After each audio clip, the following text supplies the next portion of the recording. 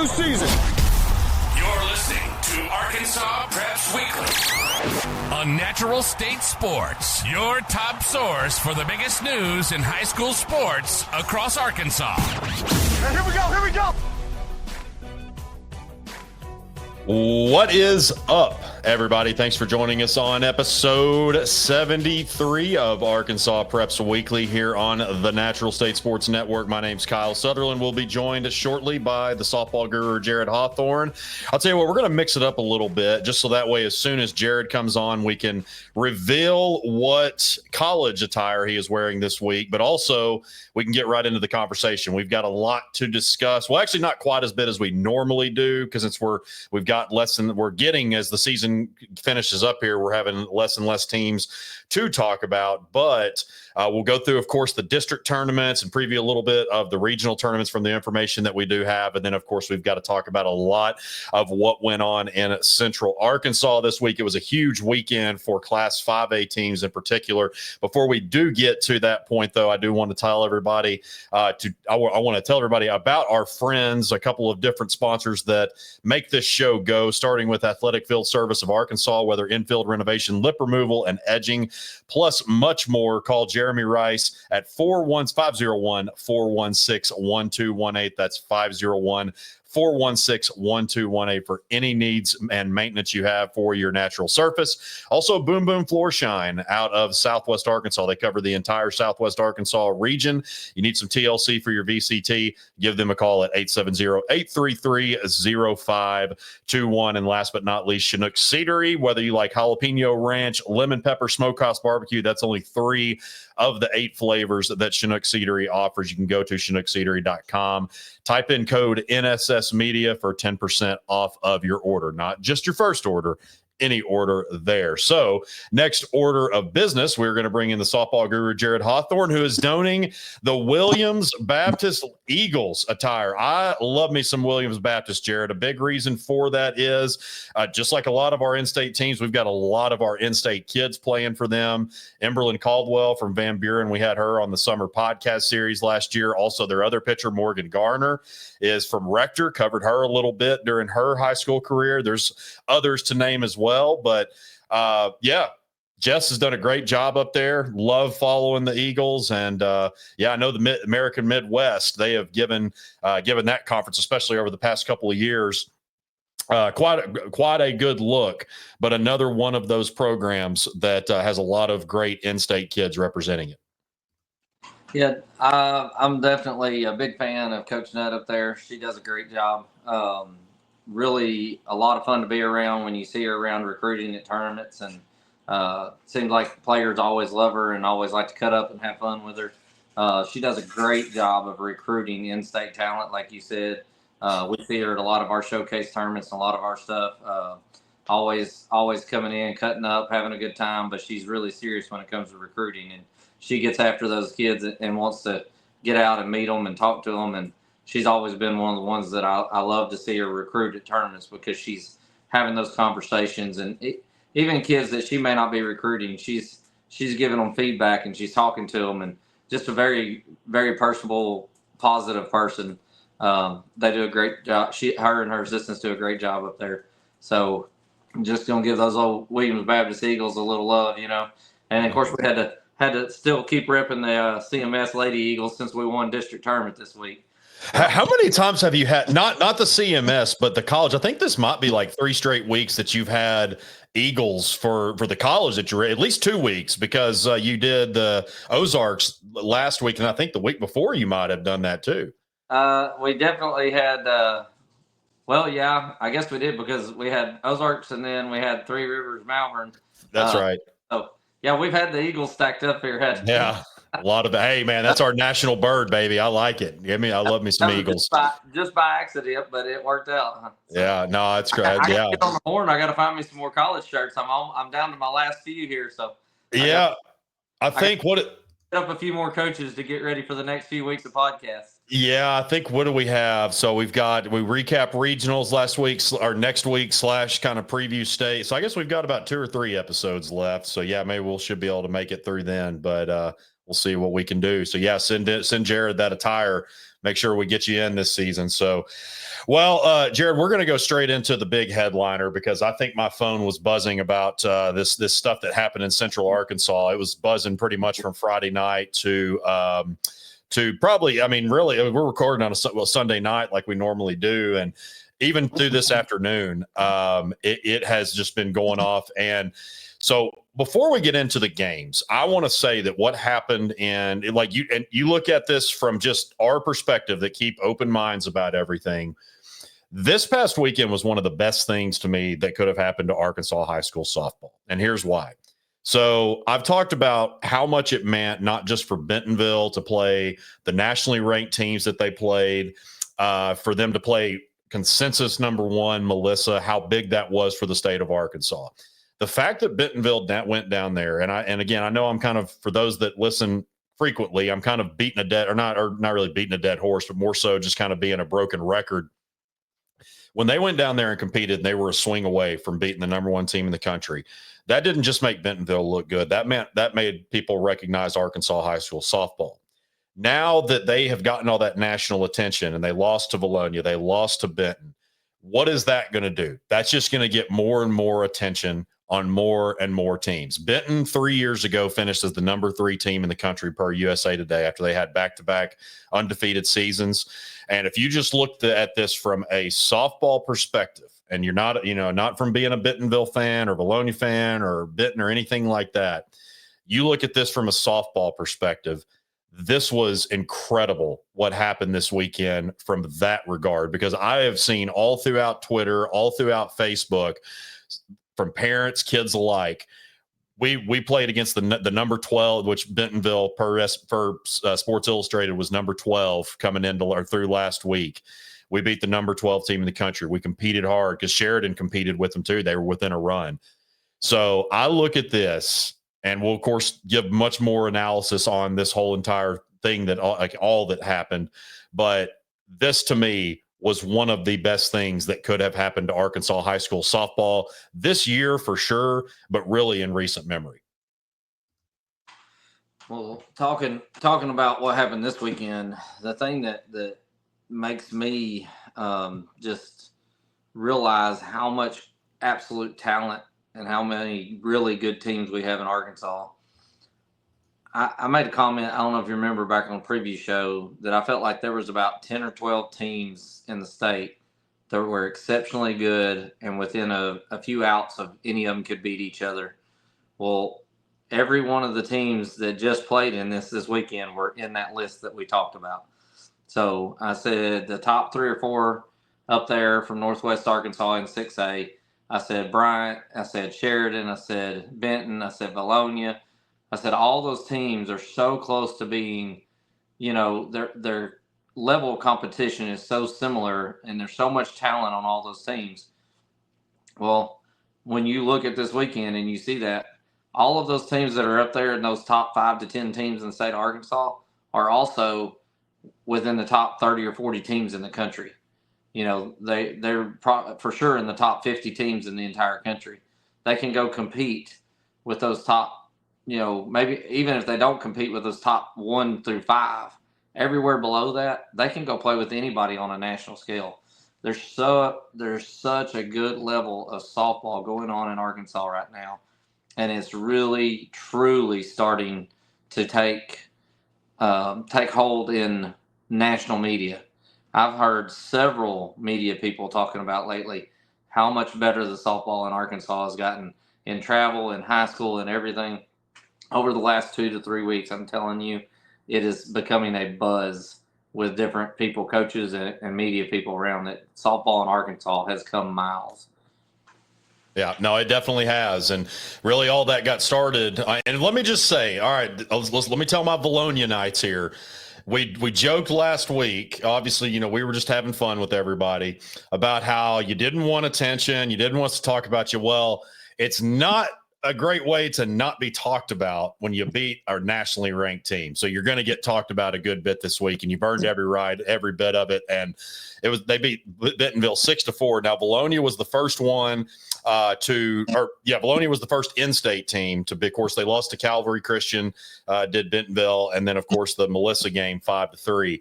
But Lila Toll was out of her mind in that game. 3 for 4, 2 runs scored with it. And Jared, getting her back this year was so, and obviously anytime you get a P4 player back in your lineup, and of course you're so happy for her to see her having a good year because she didn't get to play the last 2 years, but she's pitched some. Obviously she's an exceptional middle infielder.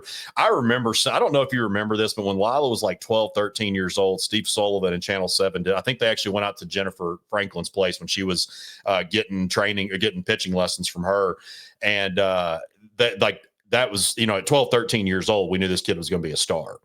And again, she didn't get to play the last 2 years, and she's been such a massive piece this season. And I was going to bring this up because I don't say this for you and I to beat our chest by any means, but speaking of the preview pod, I thought back to the last podcast we did of the 2022 season. I didn't pull the tape or anything, but I thought about some of the things that we talked about. And we mentioned a lot of these seniors as names. And I'm not going to go through all of them because I know, me, I'll forget one or two, even though I've covered them for what seems like forever. We talked about what kind of future this Valonia team could have. And they've been good the last 2 years, but Lila missing has been evident at times. They've been through some injuries, particularly, like we've talked about some of how shorthanded they've been in the circle at times. But this year, it just really has seemed to come together. We've mentioned over and over about the senior leadership that they have. They've got a great junior class who a lot of them have played multiple innings, but they get Benton on. They go to Benton on Tuesday night. I think I might take my daughter to that one. I don't know yet, but that's on Tuesday night. And my little cousin actually plays for a shout out. So I got to give a shout out. This is the kinfolk, the family kinfolk, Kyle talking, not me. I got to give a shout out to my little cousin, Sarah Kate Still. She's a freshman, recorded the final out. So I was really proud of her for the way that she played in that game. So, but this Valonia team is they're great. They are a really, really good team. I mean, it has really come together for them. And we'll talk about Benton here in just a second in their game in Bentonville, what they were able to do against the Tigers. But we're going to have a banger on Tuesday night, that doubleheader that's going to be at Benton for the conference championship. For the Central Conference Championship that we have talked about all season has been incredibly deep. Yeah, I wish I could go to that ball game. I won't be able to. I'll be on shift at the fire station, and so I know I won't be able to make it. But I guarantee you, I will be doing everything in my power to be tracking it on Game Changer and getting in as much of that as I can.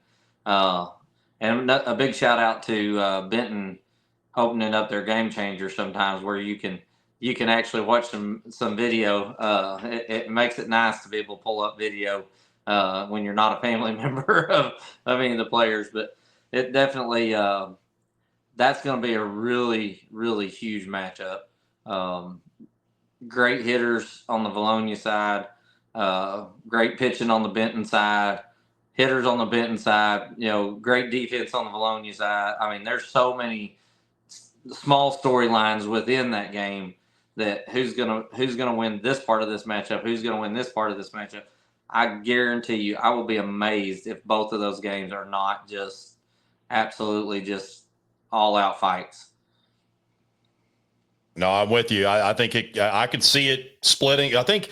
Because Valonia, I can't remember how many games. I know Benton has won 11 straight, and then Valonia's won. Or actually, you know what? They're not on a winning streak because they split with BB last week. But they've won a lot of games, and they've only lost 4 on the year. But I can't remember exactly what it is. But really, before that BB game, they had won a lot, and they've won just a lot in general this year. But yeah, I mean that Central. We've said it every single week. We've touched on it one way or another because with the talent that comes from there, that conference just demands attention. So it's all set though. I think BB is going. I know. So the teams are going to be Benton and Valonia will be the 1-2 BB, and then the fourth team. Who is the fourth team? I'm gonna have to look that up. I'm going to have to stall here for a second while I do it. Thankfully, I have a MacBook that is very fast. Is it? No, Sylvan Hills did not. I think Sylvan Hills is number 5. It's going to be Maumelle. So, yeah. So, Maumelle or Sylvan. Yeah, so it's Benton, Bologna, BB, Maumelle, and then Sylvan Hills is going to Sylvan Hills and Greenbrier tied for they're in basically a two-way tie for 5th. They're at 7 games back, 8-7 in the conference. But that's the thing too is I mean those two teams. I know Greenbrier was down a good bit. Well, really with Greenbrier, we talked about it about right around like the midway point of the season. I mean they just had to start off with the beginning of their league play was extremely front loaded. So really got in a hole there. But yeah, Maumelle, they've been a little bit up and down this year too, but who knows what they can do they come into this week with BB and them at 3.5 games back. So I guess that is not fully decided there, and at least mathematically not fully decided, but those are going to be at least the 4 teams. So it's going to be a banger there between Benton and Bologna for sure. Also too, the Benton Panthers, man, they 11-1 over Bentonville. That's probably something that a lot of people didn't see. Maybe not one of those games where you're not so much surprised that Benton won it, but more so the deficit. But look, we're sitting here too, and we're talking about and these teams deserve all of the credit in the world. I mean, and Sheridan is in that mix too. They lost 2-1, all 3 of those teams. But let's also not discredit Bentonville for the schedule. I mean, Bentonville, I think it's not even close to the toughest schedule in the state. When you think about the Louisiana teams, Melissa coming down, all the traveling that they did. So I'm sure that it is certainly fair to say that that's probably why they had such a tough. I'm not saying that's why they lost. I'm just saying maybe why they didn't look like because that's what I think probably the most consistent text that I was getting over. Like, man, this doesn't look like the Bentonville team that we've seen all year. And I'm like, well, yeah, I mean, people get tired. I mean, we're human beings. So, but nonetheless, the credit goes more than anything to the teams and what they were able to do, especially just because we weren't really sure. We knew we had a lot of good talent in 5A, Jared. There wasn't any question about that. The question is what is there past Benton? Was there anybody that was really even close to Benton's level? Because it really just seemed like they had separated themselves. And I think that's what these, and again, I throw, when I say these teams, I'm even counting Sheridan, the one that lost to Bentonville, but all 3 of them showed that really just kind of what your initial point is that 5A, 6A, we've just got some dang good teams in this state. With Bologna, I've been really impressed with Bologna all year long. And, we didn't talk about them a ton early. Then they didn't want us to talk about them. And, y'all didn't talk about us early. Don't talk about us now because it's working. Well, sorry. You start winning games and you start beating 6As and things like that. Yeah, you're going to get talked about. They're a really, really good team.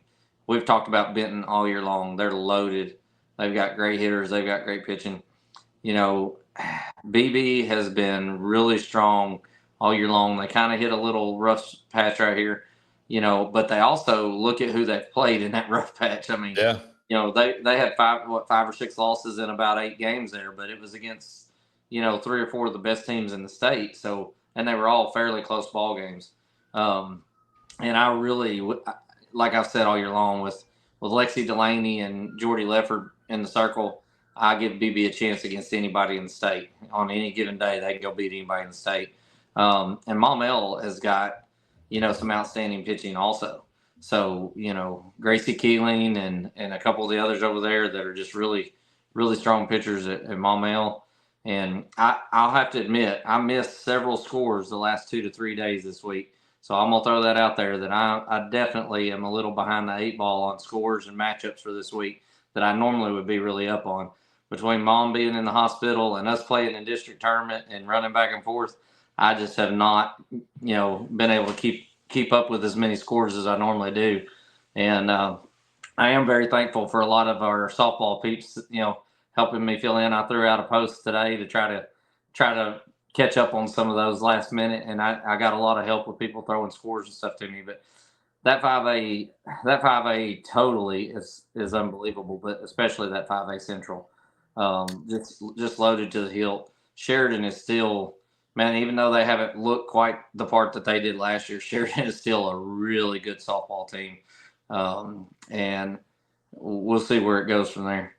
Well, Sheridan, I think you remember last year that really, I would say by about midseason, it was pretty, because if I'm not mistaken, I think Benton started the 24 season at number 1. Sheridan started at like 3, or I think GCT was 2 and Sheridan 3 or something like that. But it was pretty evident that by spring break, that Sheridan was the best team in 5A. It was pretty, but then they hit that slump. They were up on Bryant. I covered that Bryant game, and then they gave up. I think they were up 5-0, and they ended up losing like 7-5 or 7-6 or so. I can't remember exactly what it was. And then the next night or 2 nights later, they fell to Bauxite. So they hit that 2-game slump after being on I can't remember if they were undefeated or they had maybe only lost 1 or 2 games. But that's the thing, is that sometimes that slump, really within recent memory, that slump might come for Sheridan maybe at a little bit later time than you would want it to, but also right before the time when it really matters. And of course, that state tournament. So when I talked to Coach Hoffman the other day, I mean, he and I talk, I mean, we text a good bit, but I mean, we definitely I try to get updates and stuff at least once a week. And he was very proud of his team and very upbeat about kind of what he's seen, even in the losses that Bentonville, perfect example. It's never been because of lack of fight or anything like that. You just having to overcome some injuries and all kinds of different things. So, and they're a pretty young squad too, even now. So also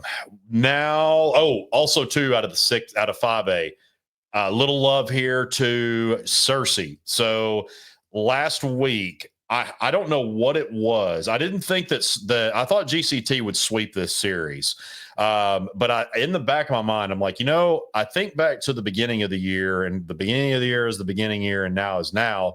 But I thought back to the beginning of the year, and I'm like, okay, Searcy was a really tough team. I think they were actually on our outside looking in. They've, had some pretty good wins.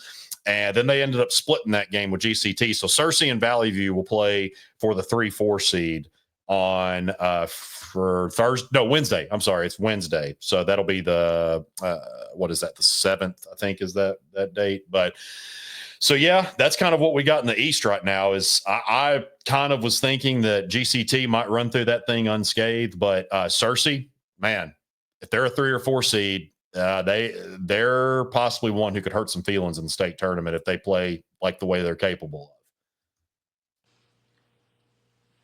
Earlier, I don't remember if it's last week or the week before when you mentioned Searcy. You talked about, Searcy's always kind of had a knack for upsetting people late in the season. And once again, they've proven that they know how to get that done. So I tell you that either one of those 3 and 4 seeds there with Searcy and Valley View, there's going to be some quality all the way down to their 4th seed there. So there's going to be, like you said, somebody that might get their feelings hurt getting beat by a 3 or 4 seed in the state tournament. But, we talked about this, and it's just like going back to Bentonville for a minute. I've said this, and you probably get tired of hearing something, but any given day, anybody in Arkansas can beat anybody else depending on how things go and how the ball bounces and how a pitcher throws. Talking about Bentonville real quick before we move on, you were talking about their schedule and how tough a schedule they've had and all the traveling and all those things. Without a doubt, people wear down towards the end of the year. Things get tougher. The grind gets to people. You never know how many different kids have got, tweaked ankles or banged up wrists or got hit with a pitch and they're sore and miserable and all those things, because that stuff adds up. I see it all the time in high school. So, Bentonville may be a little tired, a little sore, a little banged up, or they may be as fresh as a daisy. Who knows? But those 3 teams came to play this weekend and gave them all they wanted. So definitely huge props to everything Bentonville's done and the schedule that they played, and huge props to those teams that went and took them to the mat and played great softball. Yeah, that's right. We love it when the best of the best play against each other. Love to see it. I'm sure we've never said that before about strength of schedule. That's the first time that we've ever talked about that on this show, right? So then on down to Class 4A. Hey, Gentry Pioneers, man. So, Jared, that was our our comeback. We don't have a comeback team of the year award or whatever, but Sean Teeters did win coach of the year in his first season leading Gentry. So I think this senior class, I want to say they won like 16 games combined, their freshman and something around that, like 16 or so combined their freshman and sophomore year. And to think about what this team and this senior class has helped them do, especially over the past 2 years, I mean, that is exactly what you like, pretty much to me. And I know there's still work to be done, but the kind of turnaround that they have had is almost exactly what you look at when you talk about building a culture. Last year, they ended up making a run to the state semifinals, and they went into regional as a 4 seed, if I'm not, because they didn't do so hot in their district tournament. I'm pretty sure that's how it was. I know coming out of either district or regional, they were a 4 seed, but this year, I mean, really, it was kind of, can they get over that P Ridge hump? And that was the case with a lot of people other than Farmington and the team until that, P Ridge got to state and lost really over the past 2 years is, can somebody get past them really? And they did. It was a one. And usually 9 times out of 10, if you're in a pitcher's duel and obviously this is no disrespect whatsoever to Callie George. She's a great player, great pitcher in her own right. But when you're in a pitcher's duel with Emery Bolin, my money in most cases, I don't care who's throwing against her, 9 out of 10 times, I mean, that's who you're probably, P Ridge probably won that if you just see the score only. Well, I mean, this is a team this Gentry team, they really dug deep. They wanted to take that next step. And they did. Now they got a district championship, going to be playing for a regional championship. So really big shout out to those girls. I mean, I love the competitiveness of this conference. And another thing that I've never talked about is the depth of the 4A1 conference. No, seriously, that has been, especially last year when you had Farmington grab it, that was really, both, of course, Farmington's now in 5A, and then you added in P Ridge and Gentry. It was just, I mean, you pretty much knew that the state champion was going to come out of that league, but you love to see the competitiveness there just because Gentry took one on the chin when they played P Ridge a couple weeks ago. It was a 7-1 ball game, and they came back and rebounded, and now they've got one championship. They're going to try to win at least 2 more. Well, I agree with you 100% on if it's a pitcher's duel and Emery Bolin's involved, my money's always going to be on Emery, and I might lose it. I might have lost it this time, but I bet I'll win it on average. So 2 really good softball teams, and Callie Jordan and Emery Bolin are 2 really good softball players. Just very impressed with Gentry that they were able to, like you said, dig deep and get that done for a district championship. I would have probably lost money on that bet. If we were betting on who won ahead of time, I would have probably lost money on it. Not taking anything away from Gentry. I just know what an amazing pitcher Emery Bolin is and what a good team P Ridge is. And I would have loved to have watched that game because I guarantee you that was a intense ball game from every single pitch. That's the games that, like, every pitch, everybody's watching to see what happens. Like, everybody's living on the edge of their seats on every pitch. And later, by the 3rd, 4th, 5th inning, as it stays 0-0 or 1-0, it just gets, so thick you can cut it with a knife. And we played in a few of those lately, so I'm well aware, and I'm very it's fresh on my mind on those kind of games. And I could just imagine the environment that they were playing in that ball game. Really, really excited about both these teams and what they're doing, and I truly believe that those 2 and about 2 other teams are really who we're going to be talking about, playing for a state championship. So props to them both. They're both great teams. So from 4A, some notes that I had. So the 4A3 conference has been another one of those that we've talked a lot about just because there's been some craziness going on. And also, of course, I've mentioned how I go on just about every week on the drive with Cade Carlton, the afternoon show on KNEA in Jonesboro. And of course, excuse me, with that conference being in his area and with everything that's gone on, that's that's pretty much either the 5A East or the 4A3 is usually the first thing that we talk about just about every time. And sorry guys, I've got one of those frogs in my throat again, but that was this race was crazy just because you had Westside beat Brooklyn coming right out of spring break. It was like a 6-1 game. Brooklyn beats Gosnell pretty handily twice. Then they come back and they beat Westside Consolidated. So Brooklyn wins the regular season conference championship. Then Westside beats Brooklyn for the district tournament championship. I'll tell you, I've always said with Westside this season that they've got another freshman pitcher coming up that is really good and will pair well with McKenna Craig next year. And I think I've said a lot of times this season that McKenna Craig's a senior. Actually, I was talking to her dad the other night, and I completely, I didn't tell him this, but I'm like, oh crap, I think I've been saying she's a senior. I for some reason thought she was, but nonetheless, junior McKenna Craig has been really good for this team since her freshman year. But that's the thing, though, Jared, is she's what they got right now. And we talk about fatigue and stuff like that. And so that's the question. I mean, getting through regionals, if you punch that ticket to state, yeah, I mean, you're in, you obviously want to try to get the best seed that you can. But that's my biggest question with Westside. I don't have any doubt McKenna Craig can get the job done. She has proven that. It's just, how will the pitching depth, how will that become a factor? Once, especially now that we're into regionals and getting in close to state. So been high on Brooklyn all year, still am, like them and Westside both. I think that's going to be really interesting to see how that turns out. The Mena Lady Bearcats, district champions of the 4A4. Talking about gritty, let's talk here, Jared. You can, I'll stop here after this, and you can say anything if you have anything on Brooklyn and the 4A3. But talking about gritty matchups and teams that are very familiar with each other. Mena and Pottsville, obviously extremely familiar, played each other for years. But 3 games this year, 2 have been decided by a run, and 1 has been decided by 2 runs. So that's 2 teams that have really, really duked it out this year. And then as far as the district tournament, I can't remember. I think Pottsville might have. I don't want anybody getting on to me, but I want to say Pottsville might have won the regular season championship. But then, of course, Mena comes out on top for the district tournament championship.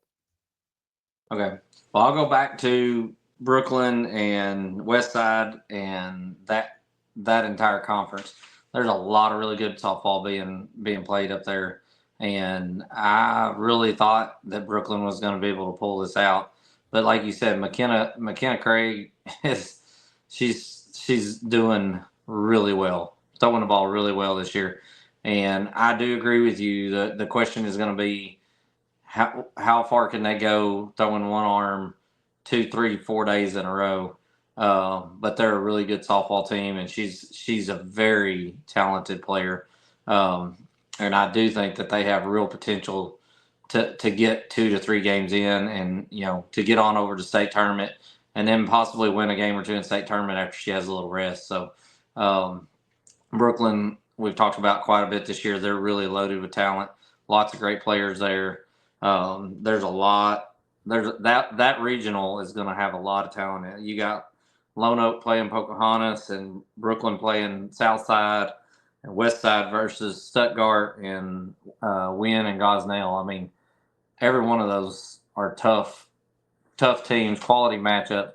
That's going to be a tough regional for anybody to come out in that 1 or 2 spot. Be a lot of good softball played up there. I'll be trying to keep up with that one. Then we'll flip over to the Mena Pottsville conversation.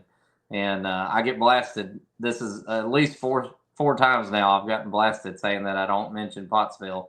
And so, and from 3 of them were from different people, the same one twice. So I'm going to mention Pottsville a little bit. I'm going to tell you, Pottsville is a really good team. And Madison Keller is knocking the cover off the ball. She's been right there with Kendall Watson for the lead in the state on home runs this year. And I think she was intentionally walked 8 times this weekend. Nobody wants to throw to her. They want to keep her. 8 times. Wow. I think 8 times over the district tournament, if I'm not mistaken. Wow. Just really, really good hitter. We faced her late, I believe it was last fall in travel ball, and she hit one out on us and hit another one right off the top of the fence, almost hit it out on us. And then we tried to throw completely away from her, not giving her anything to hit, and she hit a laser beam double on us, and we threw it about a foot into the other box, and she found a way to get a hold of it. So I mean, she's just a really, really good hitter, and Addie Wilmoth has absolutely just been incredible in the circle for them. Early in the year there was a lot of splitting time and with pitchers and different things, and Addie Wilmoth has just kind of taken over that number one spot to me. Every time I look, she's done a great job in the circle and thrown a great game for them. Now, if I'm not mistaken, them and Mina split and were conference champions for the regular season. Well, that's the thing. As soon as once the next time the thing I said I was going to apologize to the bit. So Mina actually won the conference by a game and a half. I thought it was the other way around because, like I said, they played such close matchups this year. I had in my head that Pottsville won the regular season by a game and a half. It was actually Mina. So Mina is the regular season champion and the district tournament champion. I thought they split and were sharing co-conference champions for the regular season. Unless SB Live is wrong, which SB Live has been known to be wrong, but time or two. So but we'll leave that alone.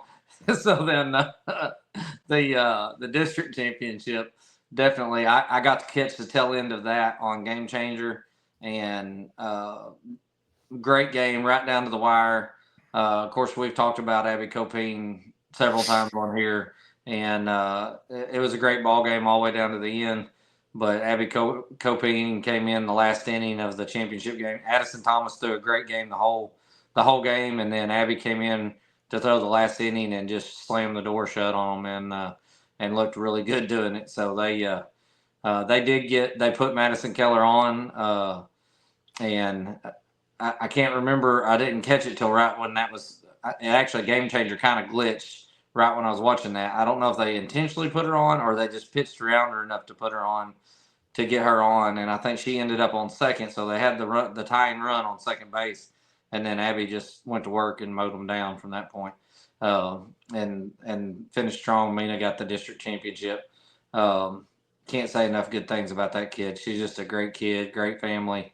Mina I've said it for the 3 or 4 years I've been on here. Mina is that dark horse in 4A that just finds a way to beat people, and they're looking like they could go make a little noise here.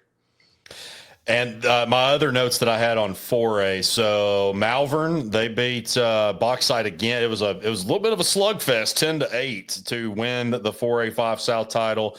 And then Monticello, man, they've won 10 straight. We went on talking about them a good bit last week because they are just, man, I think at this point now that Pea Ridge is, Monticello, the Pea Ridge, they do have they've played a little bit stiff playing like the Bentonvilles and stuff like that.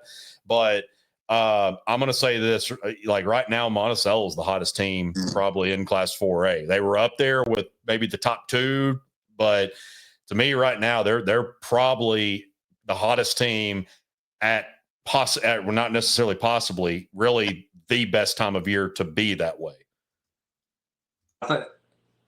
I really think that Monticello is probably the hottest team in 4A right now.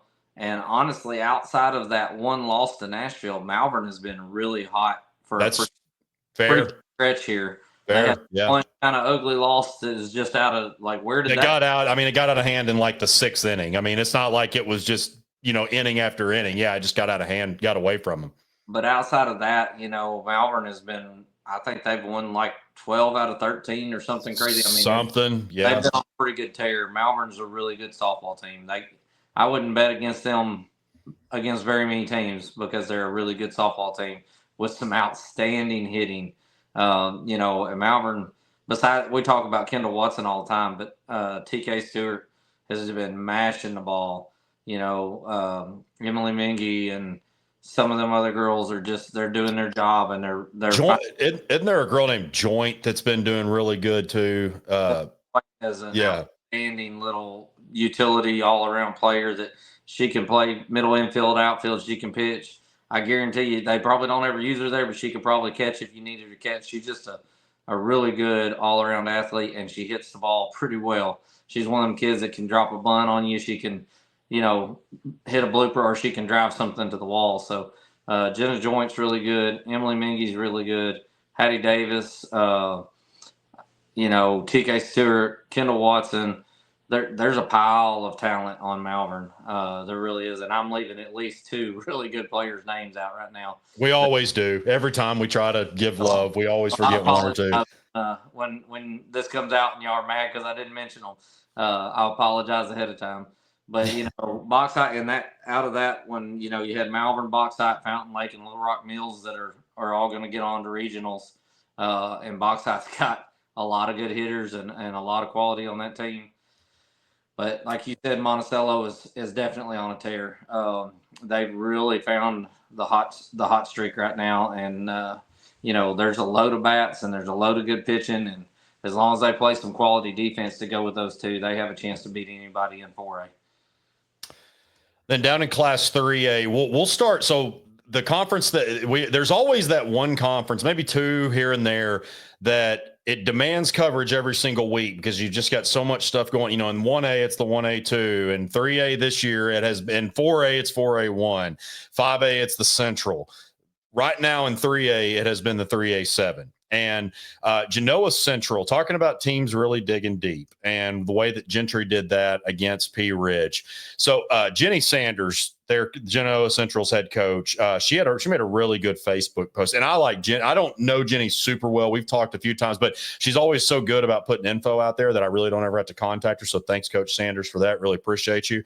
But she made a really good Facebook post today that I wanted to just kind of paraphrase. Essentially, she was just kind of talking about the season as a whole thus far, and how there's been times where she's like, I don't really know if we have and again, I'm just kind of paraphrasing to what she said, essentially, I don't know if we have the toughness or really just are able to get to where we want to meet our goals. Essentially, they took one on the chin to Falk. That was 11-1 or something like that. They lost to Smackover, so they go into the district tournament as the number 3 seed from the regular season standings. They come out on top. They beat Falk in the semifinals. They beat Smackover in the championship, and so that's just another one of those crazy conference races where you've got where you're probably going to have a different regular season champion, a different district champion, and then somebody else in the conference could possibly win the regional. We see that all the time. So really big props to this Genoa team. I mean, that 3A, Jared, I don't know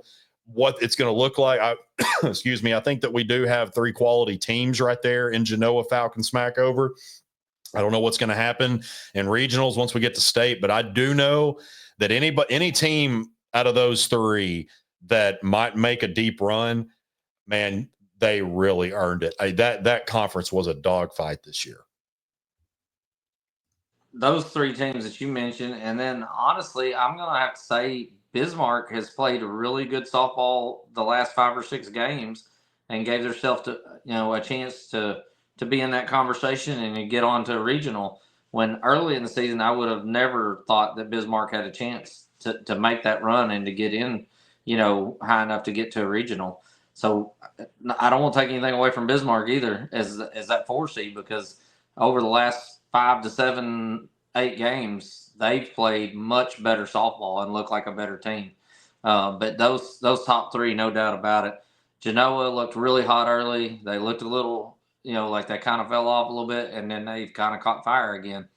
Smackover, I don't know. Maybe we should have been talking about Smackover all season long and a whole lot sooner. I just did not expect them to be the team that they've turned out to be this year. And Smackover has turned into a really good softball team.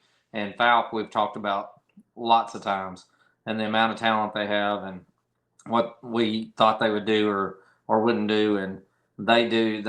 Man, I'm going to tell you, Falk, if they hit on all cylinders like they can with the players that they have, Falk's one of them teams that even as a 3, possibly as a 3 seed, could very easily go win a regional. They're a quality team with a lot of talent. So no doubt about it, really tough conference. Dog fights every week between everybody there. And I got to give a little bit of a prop and a little bit of a shout out to Bismarck for scratching and clawing and finding a way to that 4 seed and playing really good softball out, down this stretch. No doubt, no question about it. Some others that I had notes on. So Lamar, they take down Lavaca for the district championship, a week removed from Lavaca beating Lamar. So that's another. But 3A5, you never really or I'm sorry, that's Conference 4. You're never really that surprised, really, with what you see in Conference 4, or especially this year, Conference 4, with the like the way it's, because Boonville, I think Boonville up and coming into conference play or to the district tournament, they had won like 8 of their last 9 conference games, something like that. So Lamar, Lavaca, but 2 great teams that have been that way all year. So Conference 4, really that top half, you never know what you're going to get. Same way with Mayflower, the way they won not Mayflower, with Conference 5. Now Mayflower has been the hands down best team in that league this year, but usually it's just wide open. When you think about Baptist Prep, Atkins, of course, Perryville got the 3 seed. They beat Atkins, so Atkins will be the 4. That regional with Mayflower, Baptist Prep, Perryville, Atkins, Harding Academy. Of course, Harding Academy was the Conference 6 champion. That's going to be really interesting. Region, I'm just going to kind of throw some off the wall here, and we can just kind of discuss them real quick before we go to 2A. But in Region 1, that's probably the one that I'm really interested to see, because you've got Brinkley, Morton, and Lincoln possibly squaring off against a Lavaca or a Lamar or a Boonville. So that one should be a lot of fun. Region 2, you've got Melbourne and Salem from Conference 2, with the favorite from Conference 3, I would probably say, is Walnut Ridge, but I definitely do probably say that Conference 2 has the advantage in that one. So, and then Region 4, I really do. I think I like DeWitt. And that now, DeWitt's not going to have an easy road necessarily. I did go on this podcast like right around the beginning of conference, and I said that I feel pretty confident that DeWitt's not going to lose a conference game. They went 8-0. That was, I mean, I don't want to say this, like, that was kind of just a prediction that you felt like if they were at full strength, they were not going to lose. And now Drew Central the other night, they ended up beating them like 26-4 or something like that. DeWitt did, but Drew Central got up 4-0 on them. So, that's kind of the question is what's going to happen if a team, because Drew Central they're struggling. So if a Smackover, if a Falk, if a Genoa gets on them, that might be a little bit interesting to see. But, I like DeWitt probably as the favorite in that Region 4, but it is not going to be an easy road with the Region set or the conference. You know how I am about that. I always get them all confused with the Conference 7 teams, with how deep that league has been that we just went into an analysis on. DeWitt won't have an easy road, but then again, there's 3 other teams in Conference 8 as well that might have something to say about that. But I'll tell you that Region 1 with Lincoln and Lavaca, Lamar, a Boonville team that a couple of years ago just basically limped into the postseason, and they ended up winning a state championship. They limped in at like basically 500. So I think that Region 1 regional is going to be a lot of fun. I really like Lincoln. As far as from their side, I like everything they're doing right now, and they're playing well. But definitely the side with Lamar and Lavaca, and then Boonville, I think, is the 3. I can't remember if Boonville or Mansfield ended up the 3 and the 4 between the 2. I think Boonville was the 3, but Boonville had been absolutely on a tear leading into this district tournament. There's a lot of talent on that side and a lot of parity on that side. I'm gonna have to say this about Lamar: that is a gritty softball team that I know for a fact they're playing with several injuries, several kids that are banged up and beat up. While district tournament was going on, they were playing with injuries, and man, they dug deep and they went after it and found a way to win. Just a lot of good talent on that team. I wouldn't want to bet against them in any game in their classification anyway. DeWitt is an outstanding softball team, loads and loads and loads of talent. But just like I said earlier, any given day in that region, there's a lot of talent all the way across, especially when they match up with the other conference in the region. they're going to get 2 or 3 probably tougher looks than they've seen most of the year, unless it was in a non-conference. So I like DeWitt for sure, but definitely a lot of talent across from them. You talked a little bit about Mayflower and Baptist Prep and Perryville and Atkins. Mayflower is maybe one of the most complete teams in the entire state. Pitching, hitting, defense, they're a team that can play with anybody in the state of Arkansas, and they proved that, when they went toe-to-toe with Hackett and they beat Hackett. And Hackett, I know, is a 2A, but Hackett's a really, really good softball team. But the thing I like about Mayflower is they put it together pretty much game in, game out. And then when you look on where the other teams finished in that one with Baptist Prep had not looked that great early in the year, and they've really kind of gotten on a roll here going into district tournament. Perryville, man, Ainsley Tippin, that kid can beat anybody on any given day as far as her in the circle. She's one of those kids that just can come out and take over a game. So you start throwing all those in there. Any given day, when you throw a really good quality pitcher in there, they may be the 3 seed with Perryville, but that's not a pitcher I would want to see in a regional. I promise you.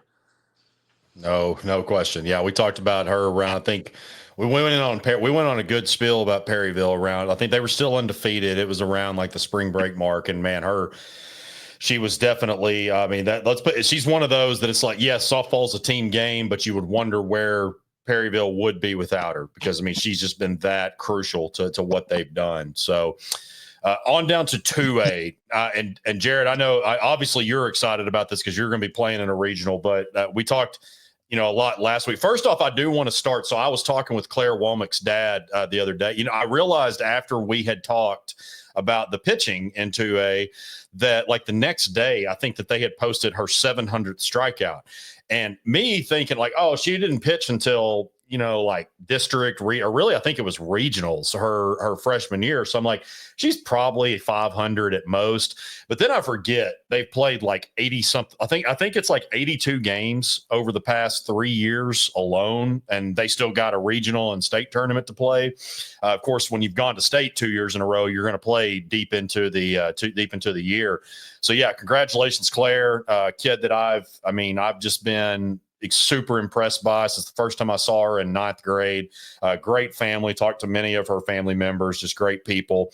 So really want to send a congratulations to her on that. And I apologize for shorting you like 300 or 400. Not that much. It was like 200, but still quite a bit. I mean, that's a full season right there for some people at least. But yeah, I think 2A is going to be extremely talented. Those regionals, it's hard to imagine with the way that Hackett has played. It's hard for them to imagine them being very challenged in the Region 1 tournament. Region 2, I think, is going to be extremely competitive when you think about Tuckerman, ICC, Riverside, EPC. I did talk to Coach Brandon Powell from EP, so record on a Sunday night. I did talk to Coach Powell earlier today. I checked on because he did tell me about regionals. He felt like that he was going to be a little bit healthier for like this time of year. And he said Kylie Henderson, his ace, is pretty close. He's like, she's not quite there yet, but she did pitch, even though they lost, she did pitch pretty well against, and look, Coach Powell's, I mean, he definitely, he's not going to say it unless he means it. Like he wouldn't say she pitched well if he didn't believe it. So that's definitely a good sign for EPC that, she could be getting back to full strength, or, even at 80%, she can still do some pretty good things. They're going to play Sloan Hendricks in the first round. So they get past Sloan, they clinch their spot to state, and who knows what could happen. Region 3, you've got Quitman, Desart, Carlisle, some of the competitive ones. You never know with Jared. CAC, you look at last year, they got really hot, and then they lost in the district. I know I'm bringing up bad memories. They lost in this year's district championship to Quitman, but this is if you look at their record, this is probably not a team that belonged in the district championship, but it's something about the postseason, man. They play much better. They've, when you think about Kayla Myers, Kendall Walker, some of these players that they have, they seem to turn it on at the right time. So I'll throw CAC maybe in that mix as a dark horse from the 2A3 regional. And then, of course, the Cutter Morning in Region 4, the Cutter Morning Star Lady Eagles. Congratulations to you guys. Regular season conference championship, undefeated regular season conference championship. Only lost to a 5A and a 4A in non-conference matchups. And then you guys won. And now, is this the first district championship in school history? Second. Second. Okay. We have never won a regular season conference championship. And this is the second district tournament championship ever. Okay. And we set school history with total wins and conference wins. Nice. Okay. Last year we set a school record of total wins with 15, and the previous record, from what I can find anywhere, was 14. And last year we set a school record with 15. We went 15-4 last year, and this year we are sitting at 19-2. Plan to get to 20 tomorrow with a non-conference matchup, and then Thursday we go to Woodlawn to play in the regional, and hopefully try to punch our ticket to get into state tournament. So, selfishly, looking ahead here, I would love to see Jaylee and Lily Faye go. That would be that would be a pretty sweet matchup from a media standpoint. I would love to see that. I would love to see that too. I know you would, because you'll be in the championship. Playing in the championship. Yeah, and you've already got your ticket punched to state. I'm going to tell you, we have a lot of work to do, and we're going to have to dig deep and fight to just get that game won on Thursday. So that's going to be our focus. But if we're just talking in a perfect world, a matchup with Jaylee and Lily Faye would be a lot of fun. And I'm not even going to begin to pretend to say that Jaylee's playing at a level to match up with Lily Faye McWhirter, because that kid is incredible. But I'm going to tell you, as a proud dad and as a coach, Jaylee has thrown the ball. She's had a big year. Really well this year. Talking about the rest of 2A before I get too hung up on talking about what happened here. Man, I'm going to tell you, talking about the pitching talent, we talked about that last week. Look at all the pitching talent that are going to be, represented in these regionals and in these matchups. Hopefully we get to see Kaylee McDonald throwing the ball in her region. Who knows if she's, hopefully she's going to be up and ready to roll and all those things. Lily Faye, Claire Womack, man, there's just everywhere you look in these, in 2A, Mackenzie Freeman. There's just so much pitching talent, and it's going to be a lot of fun. There's a lot of talent in that one up there with Tuckerman and EPC and all them. A lot of great hitters up there. When you start looking at the hitting ability and some of those, and I'm going to be honest with you. I don't know that it's been talked about just a ton, and I've mentioned them a few times. But I'm going to tell you, there are some really good teams coming out of the 2A7 going to that regional besides Cutter Morning Star. Horatio, Foreman, and Murfreesboro are no slouches. I promise you that. Murfreesboro might be the best hitting team I've seen all year, and they're going to be the 4 seed out of our conference. I'm telling you, that team is loaded with great bats. They're a really good hitting team, and we had a dogfight. We haven't talked about it much, me and you, off there, but we had an absolute dogfight with them in the semifinals, and ended up having to walk it off in the bottom of the 7th to beat them 7-6, because they just kept finding a way to put a bat on the ball and putting stuff in play, and we made a few mistakes and let them back in the game. And every time we've seen them this year, they're a scrappy bunch, and we were able to get past them in the semifinals, and then we got Horatio in that championship game and at their place for district championship. And man, I tell you what, the Cutter Morning Star ladies showed up. They were ready to play. They were focused, and they were lights out from the start. Great hitting from Haley Campbell. Great, amazing defense behind the plate from Kaylin Baum. Of course, Jaylee pitched extremely well and just kept Horatio kind of off balance the whole game. And she ended up with 13 strikeouts in that district championship. Just extremely good softball out of the CMS ladies for that district championship. They came focused, they came ready, and they were trying to. You brought up CAC a while ago, so I'm gonna say we were trying to exercise some demons there from that loss in district tournament last year. We couldn't be haunted by that anymore. We had to go win a district tournament to get past that. Yeah. And you mentioned CAC, and I'm going to mention them too. CAC is a really good softball team, and they've really hit their stride. And I tend to agree with you. If they play down this stretch the way they played down the stretch last year, I like them as a dark horse. Quitman is an outstanding team over there, and Des Arc and Carlisle are great teams. Man, I tell you, it's 2A is a really, really deep classification this year with tons and tons of talent. Yep, no doubt about it. And then speaking, or not speaking. I don't know what I need some sleep. Keep in mind, guys, I started a new job on Thursday, so I'm pulling double duty. I'm doing this and covering the Hogs, doing all that. So I'm like, my mind is just complete mush. So I'm surprised I've misspoken hundreds of other times. But last but not least is what I was meaning to say. So down in 1A, a West Side, Jared, they might have found their stride. So they rebounded and won. They went on a little bit of a slump there.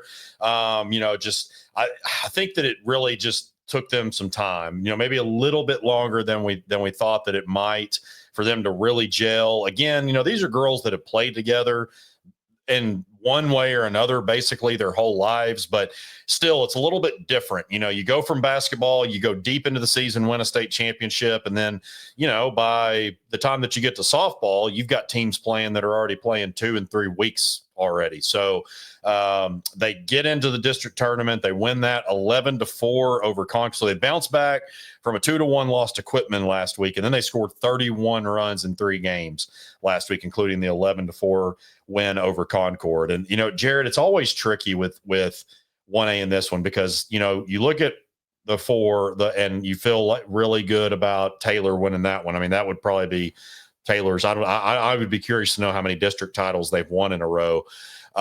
Then Scranton's going to be paired with I think they're going to be paired with the region 1 or conference 1, which I expect them to run through that pretty handily.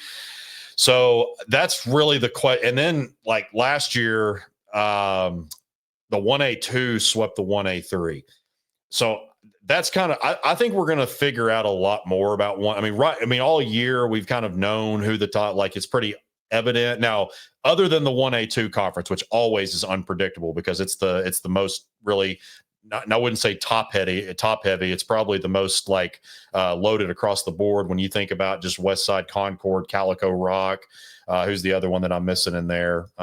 There's one more, but Viola's, they're not what they were. Losing Haley Krotz was big and a couple of those seniors, but always a loaded conference nonetheless and always extremely competitive. So I think that's probably the biggest news coming out of 1A this week was that West Side, they might have found their stride.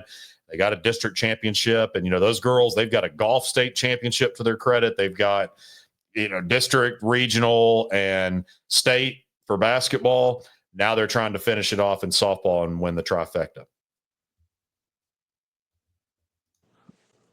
Well, I would say that West Side definitely. It took them longer than I expected to hit their stride, but they've kind of found it, and it definitely looked good here the last few games. And like you said, there's a lot of talent all the way across the board over there. Man, I still keep falling back to where we were at. I think we've had this conversation 5 or 6 times through our podcast this year. Taylor, Scranton, Concord, West Side, maybe Bradley are the teams that I think have the real shots to win a state championship in 1A. There's a lot of good teams mixed in there. There's a lot of teams that are gonna play well and possibly knock a team off that we don't expect. But if it's not one of those 5 teams that wins 1A state this year, I will have lost money on any bets I lay on it. So. I think a lot of people would, because I can almost say Taylor, Scranton, and West Side, but I just can't make myself leave out Concord or Bradley. Yeah, They're really softball teams. 1A is it's really talented at the top, and there's some great players that can play anywhere, and especially some great pitchers in 1A at the top that could pitch anywhere as a number one, all the way up to 5 or 6A or whatever. But that there's a small group of 5 or 6 teams that have a real shot to take the whole thing. Yeah, that's kind of where, and that's kind of just what we've been able to go off of. 2 years ago, it was like, okay, Bradley and Taylor are probably, we kind of said it as a joke because Bradley and Taylor played 5 times. I don't know that I've ever seen, other than that 2023 season, Bradley and Taylor played twice in the regular season, district championship, regional championship, and state championship. I don't think I've seen a little bit of 4 times, obviously 3 times, multiple times.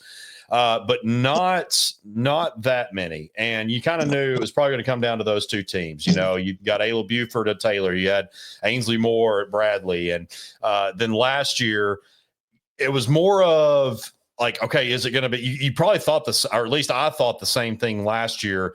And I didn't talk about Scranton. You remember that piece I put out last year? Like, I mean, I for the first time ever and probably the only time ever – I made some predictions on regional championships, and I surprisingly nailed a few of them. The one where I was completely off base was not mentioning Scranton at all, because Scranton at that time had won like 10 games, and it wasn't against the greatest competition in the world, and that's probably the way that I was basing it, because they had played a really tough non-con schedule that ultimately led to a losing record. But again, that paid off, because as we always say, when you play the best, especially early on, it's going to get exposed what you need to work on.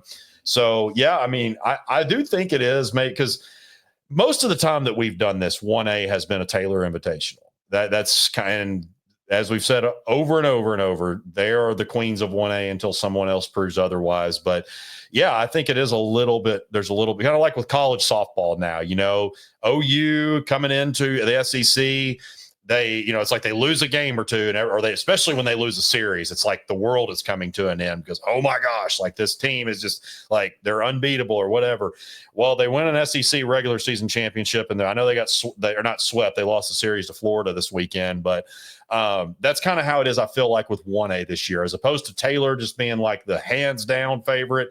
They're the favorite, but maybe not the hands down. There's maybe, as opposed to just a Bradley or just one other team, I do think we legit have at minimum 4 who can compete for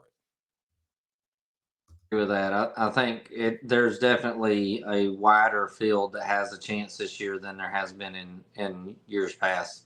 For 2 or 3 years, it was Taylor and not much else. I mean, not that there wasn't other good teams that got there to play them or anything, but just on their level, yeah.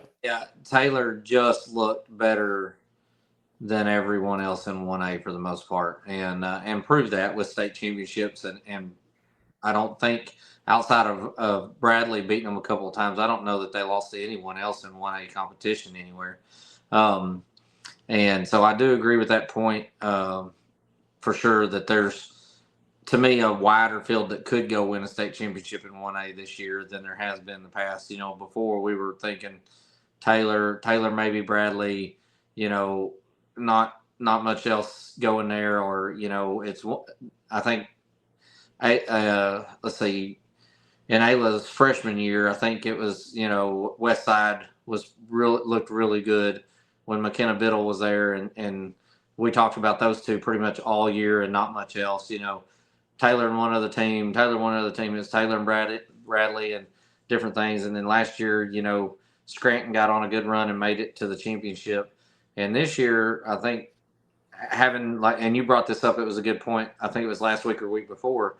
Scranton has been there now. They might not be that deer in the headlights that they were before. They may be able to take that experience and that ability to go play in a big game and it not be new to them. I give Scranton a better than average shot to be sitting in the state championship and have a chance to win it. And Westside will be right there with them. Concord and Bradley could be right there knocking on the door. And I want to bring up a couple of teams that I missed when we talked about 2A, because we kind of got talking about our conference for a minute. But on that 2A8, I'm gonna tell you, there's a lot of talent over there on that 2A8 in that conference, and they'll be matched up against some of our 2A7 teams. Magnet Cove is a team that did not look so outstanding earlier in the year, and man, they have caught fire, and they'll be playing for a district championship tomorrow against Woodlawn, and I'm gonna tell you, that's gonna be a really good ball game. I think that's gonna be a dogfight. I would never bet against Lily Faye McWhirter and Woodlawn just because her ability to control a game, but I think Magnet Cove is going to give them all they want. And then also that Junction City Poen matchup. Junction City has played a really, really tough schedule this year. And you look at the record, and I think they're like maybe 14-10 or something. And you're like, well, they're a little over 500. They're not that good. Well, look at their losses, because I promise you they've played a very strong strength of schedule, and like 5 or 6 of those losses are against really good quality teams and a few higher classification teams. And then Poen, like we mentioned earlier, we briefly mentioned them. Poen is playing some of the best softball in the state over the last 6-7 games. I got to give them props. They were an 8 seed coming out of their conference, and they made it and qualified, and now they're, go punch their ticket to get to regionals. So 2A8 is a very, very competitive conference with a lot of talent over there that those 2, 3, and 4 teams really deserved a little mention. Yeah, no question. Well, a special thank you again to Athletic Field Service of Arkansas, as well as Boom Boom Floor Shine and Chinook Seedery. So I was just taking a peek at the calendar here. So we will have, again, as I said at the top of the show, we'll have regionals recap. Of course, man, I swear, Jared, every time I need I'll look at something and then I need it and I'll click on it and it won't pop up. But anyway, I think I got it memorized. So we got, of course, the regional recap next week, and then we'll talk about, that's one thing Jared and I do that's a lot of fun every single year. We'll kind of talk about our favorite matchups, maybe dark horse that's like, because that's the thing. State championship, it ain't about seeding necessarily. I mean, it is, but it's more than anything about matchups. A seed is just a number. It's more and more about matchups than anything. So Jared and I will kind of analyze once we complete regional play and all that. Jared and I will kind of go through the brackets and just kind of go through our matchups there. We'll try and see if we can have some graphics up on the screen next week. I'll see what Will Watkins behind the scenes is the one who makes all those, because he's the expert on that. So if he has time in his schedule, we'll try and have some graphics up so that way you can watch along as we do it. But we'll have that, and then like a regional recap, state championship preview, and then of course our state tournament preview, and then after that recap state tournament preview, state championships, and then after that we will be all wrapped up. So crazy to think that we're here, but we appreciate you all for listening or watching if you're on YouTube.